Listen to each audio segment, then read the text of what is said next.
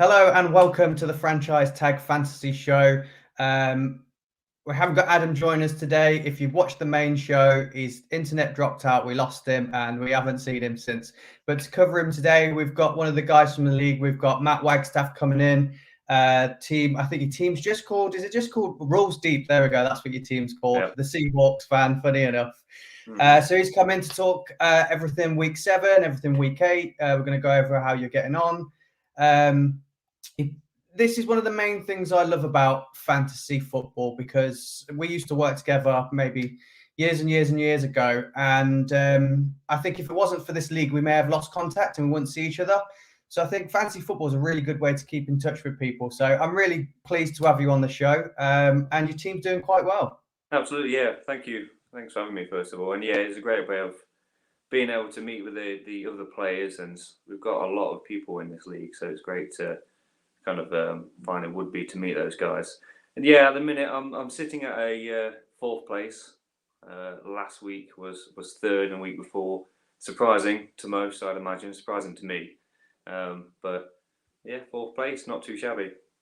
Well, it's not overly surprising. I think you've got a lot of knowledge. You've been watching the game a long time. You're also an ex-player, or are you still playing? Played, dabbled quite years ago. Don't play anymore. Yeah, it's been a while.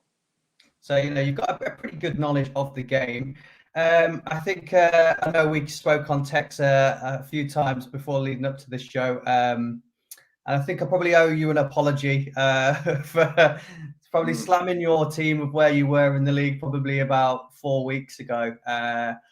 Just based on the fact I thought you'd had some easy rides. I thought you hadn't. You managed to win games with barely scoring 100. Now I think I was just bitter because I've been outscoring you and losing. But yeah. you've proved your worth, and you're still up there. Well, tell you what, Andrew. I mean, to be honest, when I sent that message and I said, mentioned I was in 3rd place, it is a surprise because looking back at the people and the teams that I've played, it has been fairly surprising, and I've lost to 2 of the better teams in the league. First loss came to actually it was Freddie, who's a little bit lower down on the list, but the next one was Byron, and that was a wash. He absolutely bashed me. And then the next one was last week, which was Ben with Pirate Bay. And but again, somehow, even though I've got not much of a point differential, actually I think I'm in the negative points, but I'm still sitting 4th. So yeah, I mean. Nice. You went up against Ben last week. We'll talk about your week 7. He's managed to, everyone he goes up against, he just seems to destroy them. He's scoring like 150, 170 points, which, in our league, 120, 130 is enough to win. And he's just absolutely destroying people. The only person he's lost to is his brother. He came close against me. Do you think his team's the real deal? Do you think that, he's going to be the one to challenge still? It is the real deal, I think. However, he rests on a lot of people do, and that's being a home team fan. And he had 3 Buccaneers players, or 2 players, and his defense, which I believe won him the game overall. Brady just over 20 points for that. His defense got over 20 points, and then Mike Evans, I think he scored 31. So. When it comes to when they have a bad game, you have a bad week, but fair play to him. He can't go wrong with the Buccaneers at the minute. Yeah, it seems to be clicking for him, in fantasy and for his team in it. Not so much for the Seahawks. Well, that's for a different show. We spoke last week. I don't know whether you caught up the fact that the bye weeks have kicked in now, and it's real tough in our league. When it comes to bye weeks, because there's not a lot on the waivers, 14-man league, there is not a lot there. I feel like when I looked at the week 8 schedule, I felt like your team had been absolutely diminished by COVID, IR, and bye week. I think it is for you this week. How are you managing to look forward for your weeks and bye weeks and things? How have you prepped for this week? Well, from last week, I had the same issue, and I needed a tight end. I had, I believe it was Logan Thomas for the Washington football team. He went on IR. David Montgomery went a couple of weeks ago on IR. I've had James White also on IR for quite a while. So it's trying to find those backup players for now. As you mentioned, bye week and injuries start to play a part. You have to find those little hidden gems and try and find your best lineup you can, and look at the matchups. No one picked up CJ Uzomah, the tight end for Cincinnati. I thought he's going up against the Ravens. The Ravens have been on fire, and I believe this was going to be a game where they were just going to drop off just for a week. And luckily, it went quite well for me. He scored me 27 points. So, yeah, he had a great game on National Tight End Day, didn't he? He was absolutely loving it. Absolutely. I had a quick look. I randomly came across this earlier today that I think out of everybody in the league, I think you'd had the least amount of waiver. I think you've got a waiver wire priority of 1, and you've had the least amount of moves out of everybody in the league. I think you've only made 2 changes to your lineup since the draft.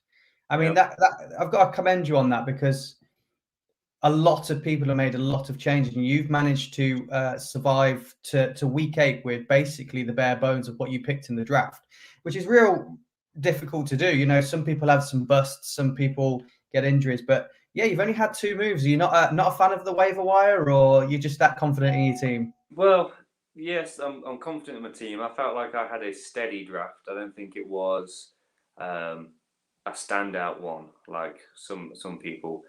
And I picked last in that draft, so I had the double pick, the last of the round, first of the next. So kind of to find my players, and I was comfortable with those. But then also going to the waiver wire, it's a lot of the time players already been snapped up. I have to shout out Big Trev for that, because he always takes the player. He's quite hot on the waivers. I'll give him credit, but I feel comfortable with my team, and they've done well so far. With what I've got, and I only like to pick up players that I feel like are not just going to take over a position. For example, I've had Devontae Adams out now, so the first people off the waivers I think was Lazard, but I believe he's out now. Mm-hmm. And so it's just a little bit too dangerous, and it's a lot of chess piece movement. So I'm happy with my team. Just got to keep going. Yeah, I think when we say that my dad, Big Trev Manning, is good on the waivers, I think he's probably the best on the waivers, because he's the only person in the league that's retired.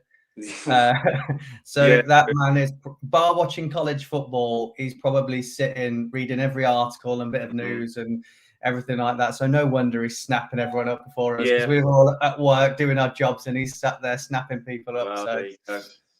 I'm not surprised.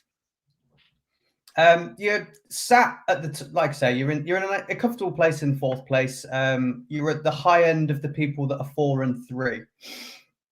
With the people you've got left coming up, is there anyone that, other than obviously you've already played Pirate Bay, is there anyone else you're worried about playing?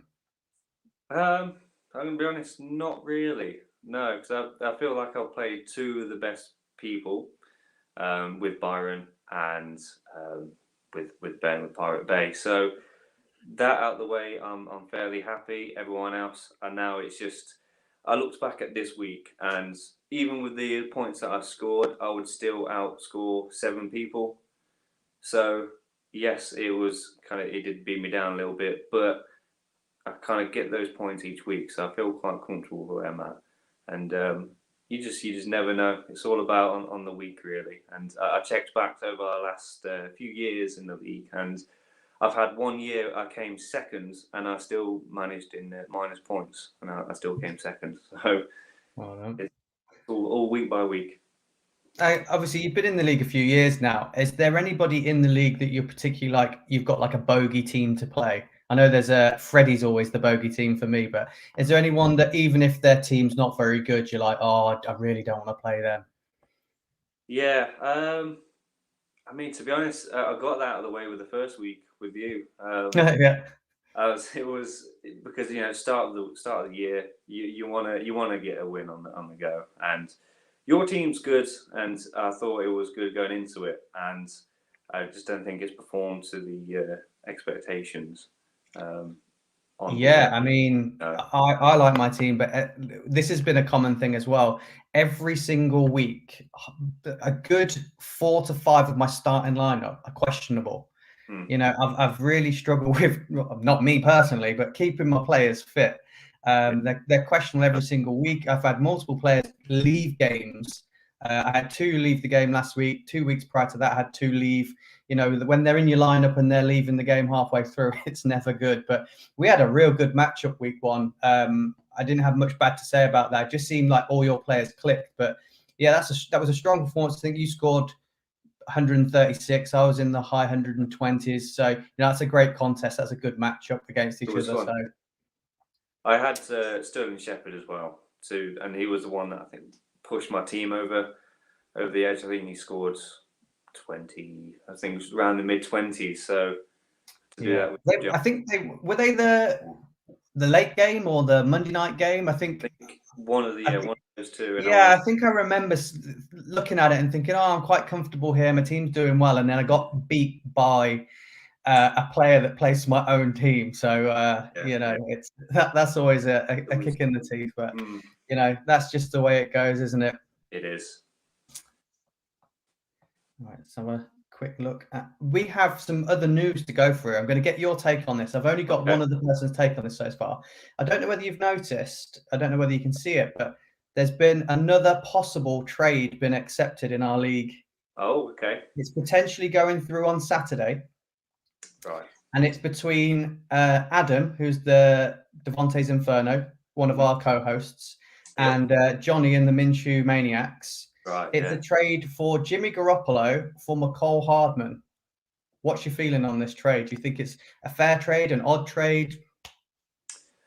It's an odd one because I feel like people don't trade for quarterbacks at the minute at this point in time. Everyone usually has 2, stack up with 2, can't go wrong.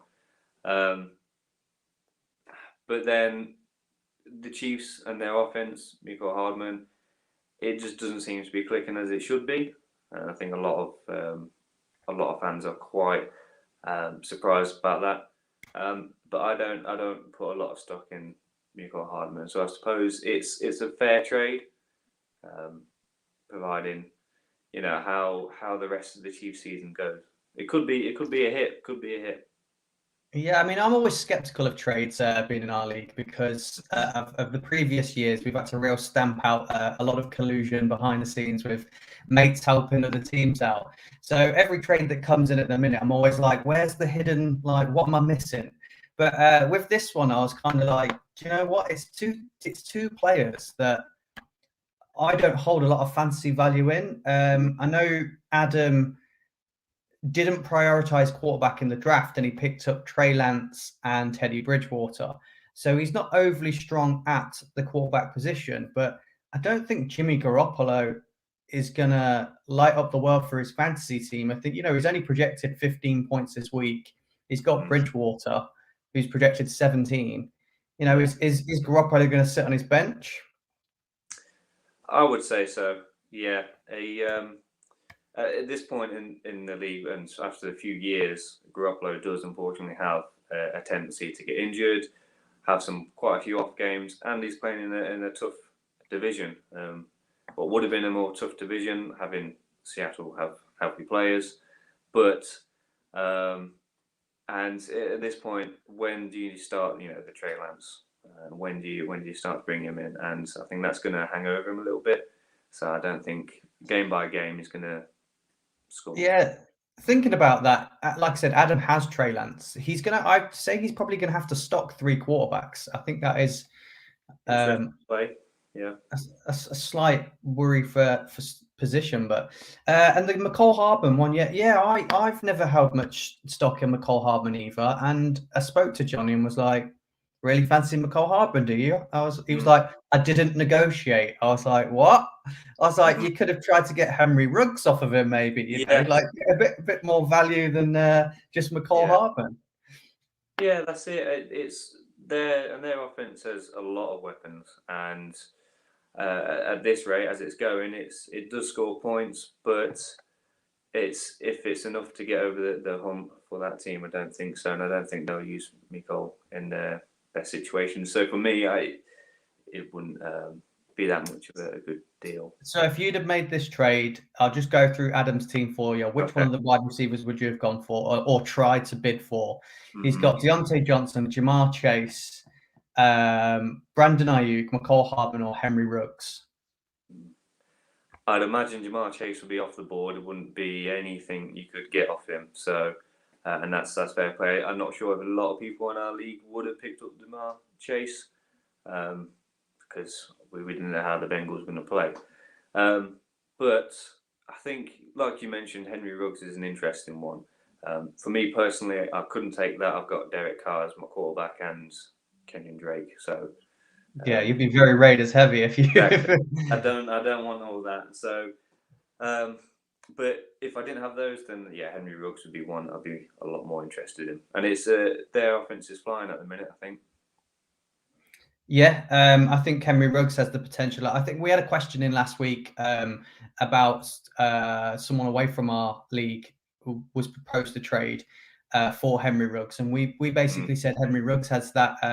If you look at the matchups and look at what secondaries he's going up against, he really has the chance to have big weeks based on his speed and how the way that offense is playing at the moment. So I think if you're really sensible with Ruggs, he could score you match-winning points if you use him correctly.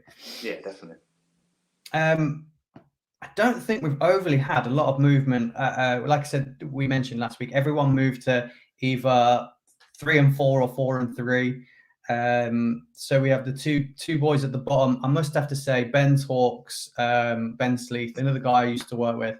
I feel like he's been really unlucky. I don't think his team is a 2 and 5 team, and the way that he lost this week to Adam, Adam put in our group, whether we put in the fantasy group or the franchise group, but Adam thought start of the game he was done and he'd lost this week and he was out, and somehow he managed to win. So yeah, what's your take on the Ben's Hawks? Do you think he's had a tough ride, or do you think he is deserved of being bottom of the league? Yeah, I think he's had a bit of a tough ride. I think it's just been the matchups he's had. Like I said, I'm sitting 4th with minus points at the minute, so I believe he scored more than me.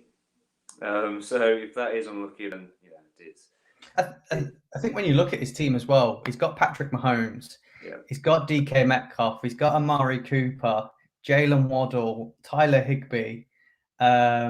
I think he did have a lot. He had Christian McCaffrey. I know he had a couple of the San Francisco running backs that both were injured. You know, any other season, this team would be right up there. I think it's just the drop off of Mahomes. Maybe. Well, it's only been 1 week. Mahomes has been bad. Yeah, it's definitely He's got a good team. He's got a great team on paper. You look at it and think that will be hard to beat. McCaffrey. He's got to be one of the first guys to go in the draft anyway. But it's always injuries all the time. You always lose points. You got to think that every time you pick him. And yeah, Mahomes, he's a point scorer, and this year, just not been good enough. And he gets a lot of turnovers at the minute. I believe he leads the league in interceptions at the minute. So you're losing points there. And he's got a great squad, just not working out. Yeah, I think if we go back to the actual draft itself, I was first pick last year, and I went hard on Saquon Barkley being a Giants fan, and obviously that didn't work out. He was out for the season. Yeah. I think if I'd have chose this year and I was first pick as well, I would have stayed clear of Christian McCaffrey and Saquon Barkley. I mean, it has proven as well they've both been injured. I think there's definitely, when you're thinking about drafting your players, you've got to look at the likes of Derrick Henry, and I would say Nick Chubb, but he's currently injured. But they're just guys that are just solid machines that are usually never injured, and they're always going to play. Do you think you should go when you're drafting, and if you're the first pick, because it's become a bit of an issue over the few years? pick what the best is available, or pick someone you think's going to have a good year? It's a hard one. I think when you've got all the players out in front of you and you're ready to go, it's hard to not pick someone like McCaffrey. However, my favourite running back, who's been doing it every year and most importantly doesn't get injured, it's Derrick Henry. If it was me picking first, I would have gone for Derrick Henry. Not the safest choice or the one that could get you most points, but he's consistent every single week. And consistency is just what you want. I don't want a person that could score you a lot of points, but there's always a question above his head. Yeah, definitely. I fully agree. And I know every year I'm always like, I want Derrick Henry, I want Derrick Henry. Freddie, on the other hand, tells me every single year, when we talk about the Titans as well, they're going to work out Derrick Henry and they can't just keep running it like they do. And he keeps proving them wrong. So, yeah, hopefully that's a testament for Freddie to stop doubting people in fantasy as well. Yeah. On the flip side, I don't know whether I mentioned, on the flip side of saying that you took the least people, I think Freddie's one of the guys that's taken one of the most people. Now, that's a common thing. He likes to tinker with the team. He likes to mess around with it. So I'm not overly surprised at that. I've just had a quick look at it, so I thought I'd bring it up. But yeah, that boy loves to tinker with his team. I don't know why. But he's real happy. He's now in a playoff position. I think for the likes of myself and for Fred, we've jumped up massively in the league based off of our wins last week. Again, it's so tough in our league. So yeah, we've got losing records and are currently in the playoffs. That's how competitive it's been this year. Yeah. Do you think the added value of the fact that this year there is a prize involved of a signed jersey for the winner, it stepped up how competitive the league is? It's not just the trophy that I built 5-6 years ago. There is a proper prize this year. Yeah, it has to be. It has to be kind of in the back of your mind each week. And I think over the years, whilst you got bye weeks, injuries, people used to or tend to forgot to set lineups or move players or grab players off waivers. But this year, can't get anyone off the waivers. It's hard. But I believe that a lot of people are week in, week out. Every other day, probably checking waivers, checking injuries, because of that added bonus at the end, and it's a good one. Yeah, you've definitely stepped up your game a little bit this year with setting your lineup, because I think I became your personal secretary of reminding you on a Thursday morning of saying, set your lineup. Mm-hmm. Yeah, so I appreciate that as well. Just another thing that Kamisha goes above and beyond his duties just to try and get a fair game out of everyone. So I appreciate the fact that you have been a lot more engaged and involved with setting your lineup. Oh yeah, because, I'm on top of it this year, definitely. Yeah, well, like I said, it's definitely proved in the position you are. So yeah, I think you. I thought you were going to struggle this week. I thought this was going to be your week with having a lot of players out, but I think, like you say, you're predicted to win us still, aren't you? I think now that I've changed everything around, I am now that the points are predicted to be less than Dicko's. But I looked at his team and the teams that he's playing, and I'm pretty confident in what I've got. Yeah, I think if you can get over the hump of this week and come out with the victory, I think you're halfway there with qualifying for the playoffs. I think that record might just see you through. It is going to be a tough week for you, like I said, with the amount of people you have got out. But I think this is your make or break game. I think that determines where you might finish. I think you might be playing Sailing after this if you do get the victory. So yeah, I'm a bit jealous because I've got an uphill battle. We'll look at another guy that there's two other teams I want to talk about just before we sign off and catch your thoughts on it. The first one is Johnny. We slammed and abused him for the good portion of the start of the season. For him starting the season off, I think like 0-4 maybe. Yeah, 0-4. And he's currently on a 3-game winning streak. taking down his brother Ben, who's at the top of the league on this 3-game winning streak. Do you think that can continue for him, or do you think that's just he's ridden his luck and that's him out now, or do you think he's going to continue to push and strengthen his team and beat people? I think he can do. I think he'll make the playoffs this year, and then we'll see how much of that knowledge brings and what he can bring to the his team then. And yeah, I mean, he beat the best player, his brother, which I'm sure felt great. But he, over the last few years, like you said, there's been a couple of slatings, and it's been some questionable draft choices for sure. But he's improved a lot, and he's got a good team, and I think he can continue. Definitely. Yeah, he's a guy that I wouldn't, if he qualifies for the playoffs and you've got to play him in the first knockout round, I wouldn't want to play him. I just imagine, if you're playing someone else, if I went up against you and you beat me up, you're kind of going like, oh, it's a recap of week 1, his team's done well. But I think if you lose to Johnny in the playoffs, there's that air of like embarrassment that you lost to someone who's finished Sacco so many times. Yeah. So I just hope if we do both qualify the playoffs, I don't get in week 1. I don't want in week 1. Yeah, that'll be disastrous. I mean, credit to him, he's done, and he's making trades, he's making moves, so he's definitely confident this year that I think he's got it.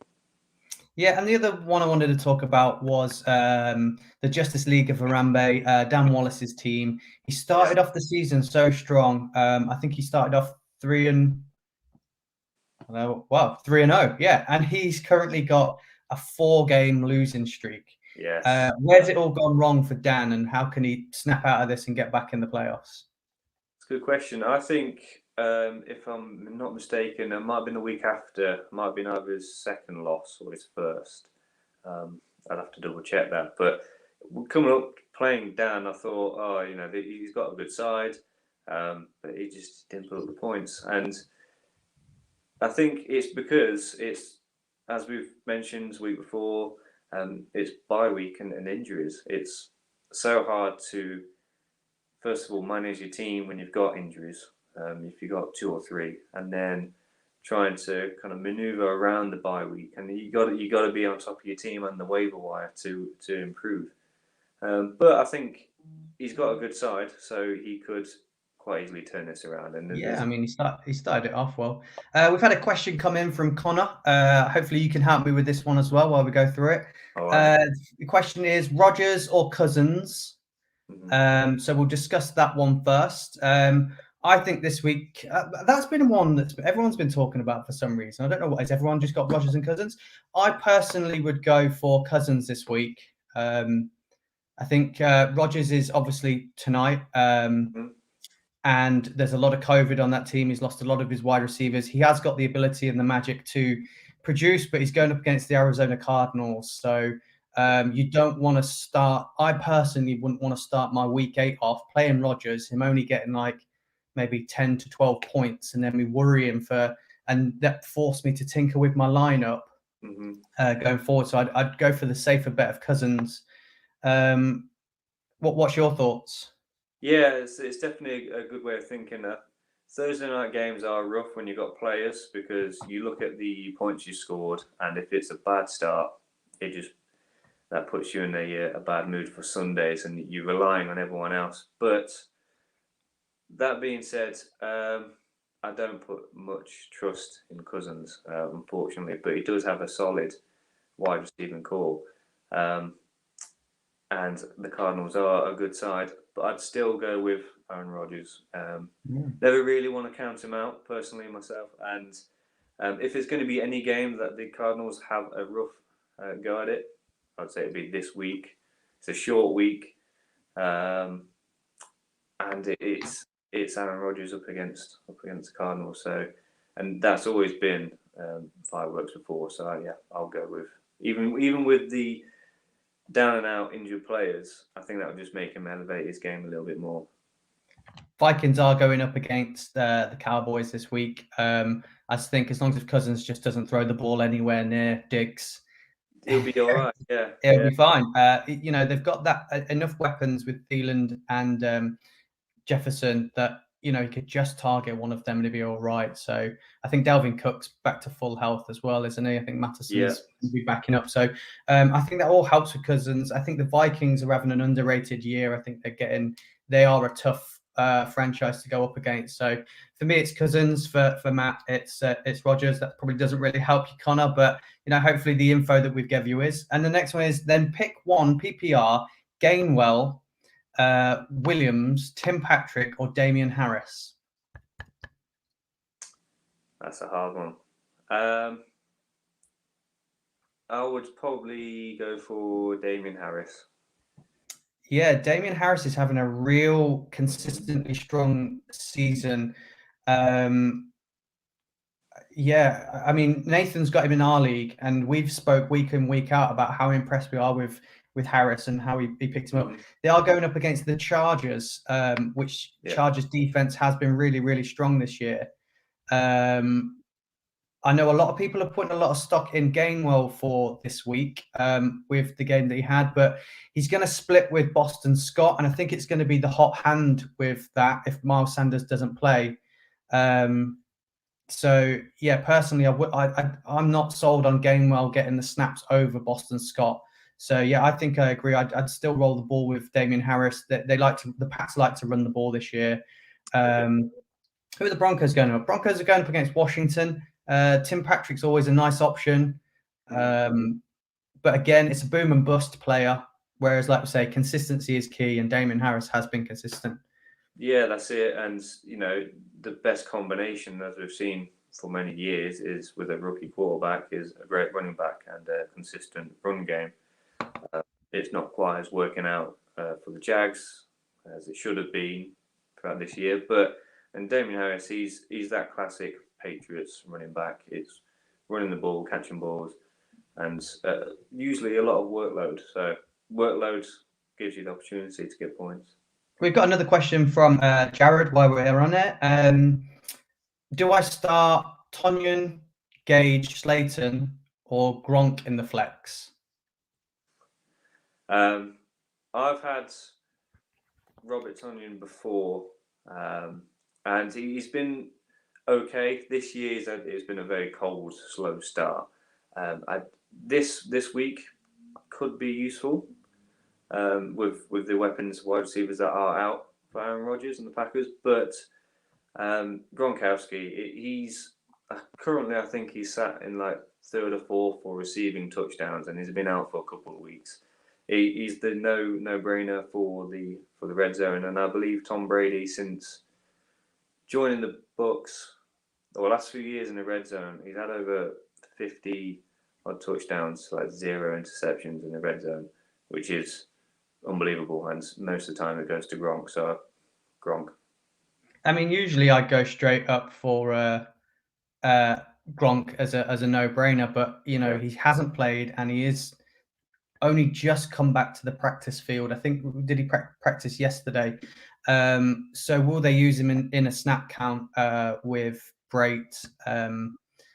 I mean, I think he's probably I think I'd probably take the risk with Gronk. If he's definitely going to play, I'd take the risk with him because they'd more than likely go, you know what, we'll drive all the way down the pitch using all of our other players.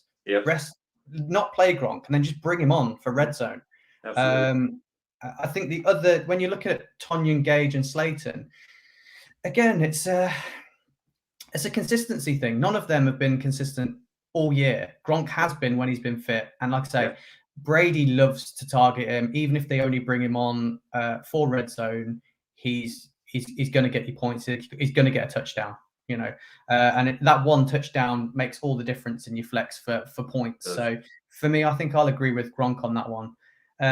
Jared's not happy with our decision of going Damian over Gainwell. I mean, Damian Harris has scored. What did I say? 15 points, 20 points, 10 points in his last 3 games. So I think he's consistent. Like I said, Gainwell will split carries with Boston Scott. It's just a fact. That's it.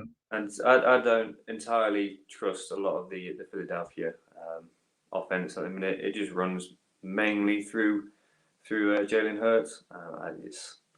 It's hard to put all that risk, I think, onto that running back, especially after sitting at 2 and 5 at the minute. I don't see it working out. Jared's just also put in there, would you say Gage over Tonyan then? No, not this week, I wouldn't. Not this week.